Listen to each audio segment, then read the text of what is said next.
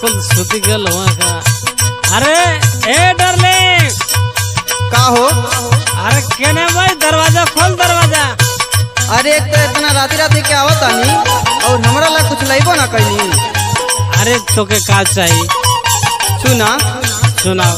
पियऊ आवेला तू राती राती बाजारिया कई के ना बड़ी दुखेला कमारिया बहरिया पुतना।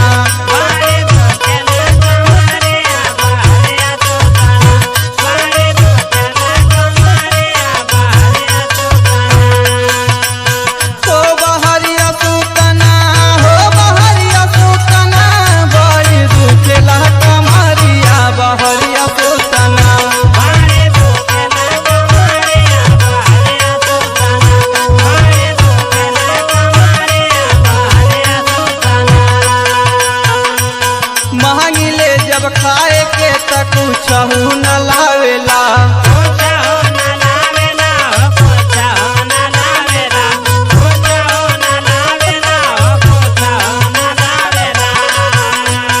कहिले जमीन के त आँखिया देखावेला।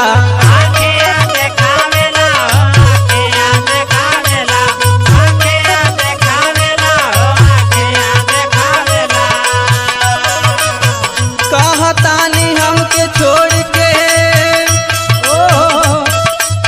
कहतानी हमके छोड़ के सतिनिया धइला ना बड़ी दुखेला कमरिया बहरिया सुतना।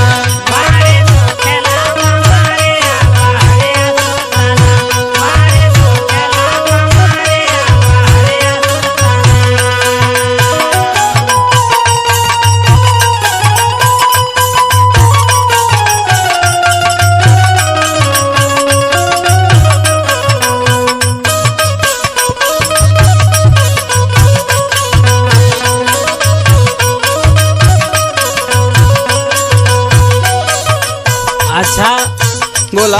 जब कामे पर से आईला हम हाँ तब तोर नौटंकी शुरू हो जाले। तो का करी? कहियो कभी चाउमीन ले लेवा, बर्गर ले ले आवा, कहियो कुछ ले ले आवा। लाई हो सुना सुनाओ। हमारा के राजा का भो कहीं ना घुमावेला।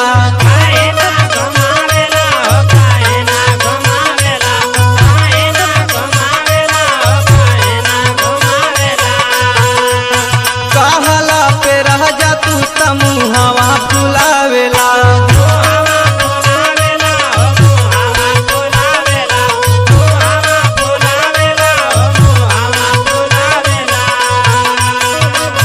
कहतानी एगो हमारा के सड़िया लइदा ना बड़ी दुखेला कमरिया बहरिया सुतना।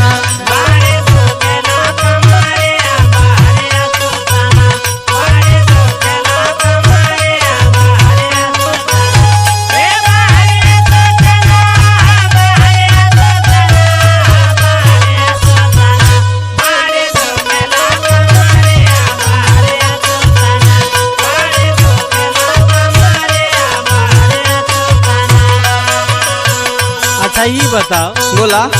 हाई घर दुआर जोन बनौले है हाँ बाहरे छुपे खातिर, तो का करी? अरे बियाह तो के लाइल बनी तो के तो रोज पी पी के आवेला। अरे तो थोड़ा बहुत लग जाला।